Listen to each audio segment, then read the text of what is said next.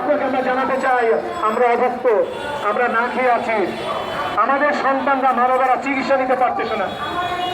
আজকে কোনো স্কুল 15 বছর, 20 বছর, 12 বছর, 14 বছর আমরা আন্দোলন করে যাচ্ছি, আর আপনি আমাদেরকে আশ্রয় দিয়ে যাচ্ছেন।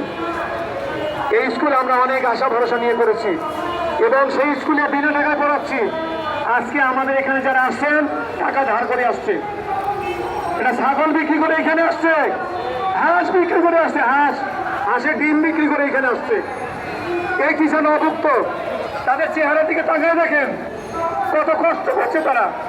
বিশ্ববিদ্যালয়ে সর্বোচ্চ ডিগ্রি অর্জন করেও আজকে এখানে তারা রাস্তায় পড়ে আছে, মশার কামড় খাচ্ছে, পুলিশের সাথে ধাক্কাধাক্কি করতে হচ্ছে, পুলিশ শিক্ষকদের অপমান করছে, টিচারদের হেনস্থা করছে। আমরা তো এই জন্য লেখাপড়া করি নাই, আমাদের তো চেয়েছিলাম স্কুল। আজকে যে প্রতিবন্ধী সন্তানকে মা পরিচয় দেয় না, বাবা পরিচয় দেয় না, আপনারা দেখবেন অনেক পরিবারে প্রতিবন্ধী বাচ্চাকে দাওয়াতে নিয়ে যায় না, ঘরের মধ্যে একটা রুমের মধ্যে রেখে দেয়, পরিচয় করায় না যে আমার প্রতিবন্ধী বাচ্চা আছে। এটাকে মনে করে অভিশাপ। সেই সন্তানকে